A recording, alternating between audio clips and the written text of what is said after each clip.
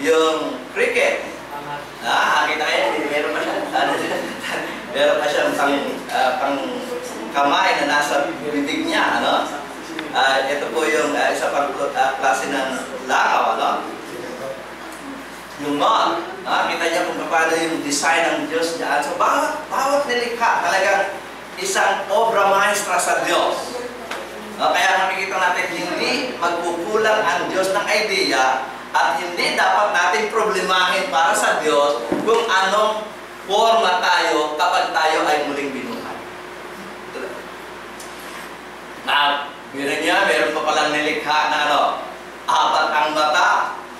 Di ba? At may nilikha na yung malaman ng tsura. Diba? Pero yan ay isang living things na gawa ng Diyos. Yan po yung mga microscopic na living things na gawa ng Diyos. So makikita natin, hindi kukulangin ang idea ng Diyos eh.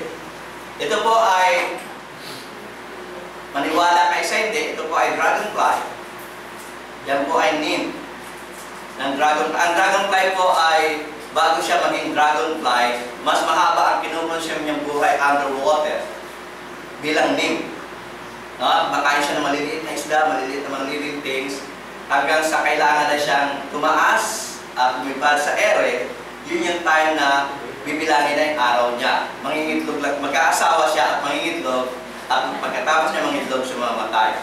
Pero mas mahaba ang buhay ng dragonfly doon sa tubig kaysa doon sa air. Kapag nakita niya na ang dragonfly sa air, ibig sabihin magbilang na ang kanyang araw. Okay?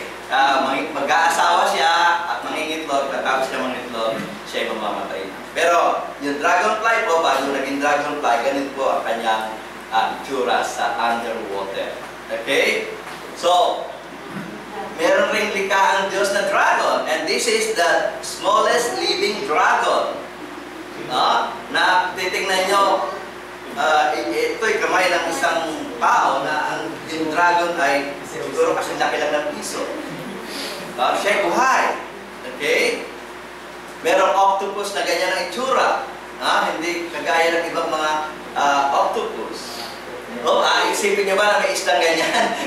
Nakikita nyo, hindi nagkukulang ng idea ang Diyos kung anong forma ang gusto niyang gawin sa mga living things na kanyang ginawa. Siyempre, lalo na po sa tao, na ang tao talagang pinaka-obra maestra ng Diyos, kung siya ay resurrect, siya ay bibigyan ng kung ano mang itsura ang ibibigay sa kanya ng Diyos.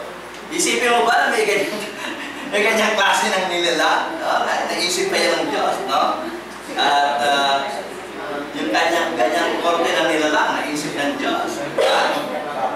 Isang maliit na monkey, nakaganyan yung kamay ng tongue, kung meron tayong tar shell, sabi natin the smallest monkey, this is the smallest monkey, ganito lang kalaki. You see? Pero isipin mo ba na pagsama-samahin ng Diyos kung ano-anong korte at makabuo ng ganyang korte, may palakang ganitong korte. So makita natin, ito lang ay mga example ng artistic design ng Diyos. Kung ilalahas natin lahat ng mga korte, ubusin tayo ng oras. Millions of creatures. Pero hindi sila nagkakapareho ng forma. Meron silang pagkakaiba-iba. At hindi lang po yun.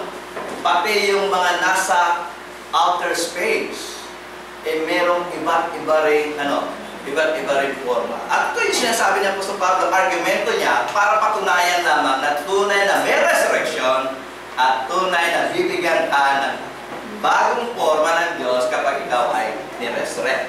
Kaya sabi, there are also celestial bodies and bodies terrestrial.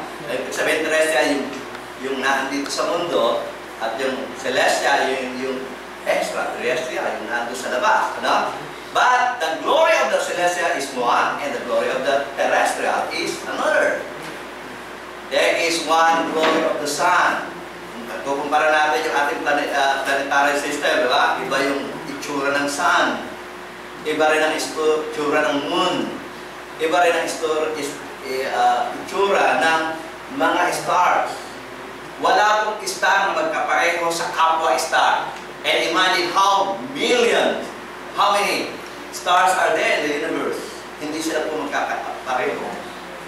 So makikita natin kung gaano ang kapangyarihan ng Diyos. So ito yung ginagawa ni Apostol Pablo ng ebidensya kasi siya yung lawyer eh. He is not, kung magsasalita siya, hindi siya nagsasalita sa kanyang sarili, kundi ginagamitan niya ng mga ebidensya na para lalong believable yung kanyang kaso. No? Sabi niya, there is one glory of the sun and another glory of the moon and another glory of the stars. One star different from one another star in glory. And imagine how many stars are there. Doon lang nga sa Milky Way, dami na eh. Diba? How many stars are there in the Milky Way? How many stars are there in the entire